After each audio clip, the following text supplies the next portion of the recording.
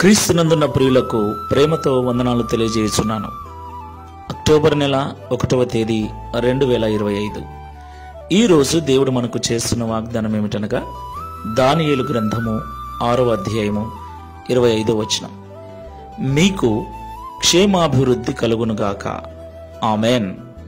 నా ప్రియులారా, మనమందరం కూడా అభివృద్ధి చెందాలని, ఉన్నత స్థితికి వెళ్ళాలని ప్రయాసపడుచూ ఉంటాం, కష్టపడుచూ ఉంటాం, ప్రార్థిస్తూ ఉంటాం కూడా. మన కష్టము, మన ప్రయాస మనల్ని ఉన్నత స్థితికి తీసుకెళ్తుంది, అందులో సందేహం లేదు. అయితే మన ప్రయాస ద్వారా, కష్టము ద్వారా వచ్చే అభివృద్ధిలో క్షేమము చాలా తక్కువగా ఉంటుంది. ఎన్నిటినో కోల్పోవలసి వస్తుంది, ఎన్నింటినో త్యాగం చేయవలసి వస్తుంది. అయితే దేవుడు ఏమంటున్నాడంటే, మీకు క్షేమాభివృద్ధి కలుగునుగాక అని. దేవునికి మహిమ కలుగునుగాక. క్షేమాభివృద్ధి అంటే దేనిని కోల్పోకుండానే, ఎవరిని కోల్పోకుండానే, ఎలాంటి త్యాగము చేయకుండానే అభివృద్ధి చెందటం, ఉన్నత స్థితిలో ఉండటం. దేవునికి మహిమ కలుగునుగాక. ఆలోచించండి, నేను ఈ స్థితికి రావటానికి ఎన్నిటినో కోల్పోయాను, ఎన్నిటినో త్యాగం చేశానని చెప్పే సాక్ష్యం ఎలా ఉంటుంది? నేను ఏమి కోల్పోకుండానే, ఎవరిని దూరం చేసుకోకుండానే, ఎలాంటి నష్టము కలగకుండానే ఇంత అభివృద్ధి చెందానని చెప్పే సాక్ష్యం ఎలా ఉంటుంది? దేవునికి మహిమ కలుగునుగాక. ఆ తేడాన్ని మీరు గమనించండి. అయితే మనం సాధారణంగా మొదటి రకం సాక్ష్యాలనే వింటుంటాం, రెండవ రకమైన సాక్ష్యాలు చాలా అరుదుగా వింటుంటాం.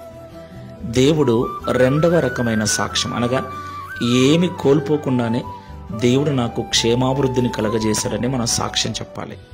అలాంటి సాక్ష్యం చెప్పాలంటే క్షేమాభివృద్ధి మనం చెందాలి. క్షేమాభివృద్ధి మనకి ఎలా వస్తుందంటే దేవునికి లోబడి జీవించినప్పుడు, దేవుడు చెప్పినట్లుగా నడుచుకున్నప్పుడు. ప్రియులారా, దేవుడు చెప్పినట్లుగా జీవిస్తే, దేవునికి నచ్చినట్లుగా నడుచుకుంటే సమస్తాన్ని కోల్పోవలసి వస్తుంది.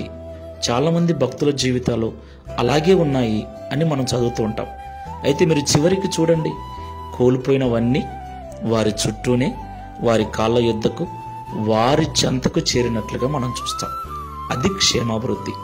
అలాంటి క్షేమాభివృద్ధి మనము దేవుని ద్వారా పొందుకున్నట్లు దేవునికి లోబడి జీవిద్దాం. ప్రార్థన చేసుకుందాం. ప్రేమగల తండ్రి, పరిశుద్ధుడా, జీవముగల ప్రభువా, మీకు స్తోత్రాలు.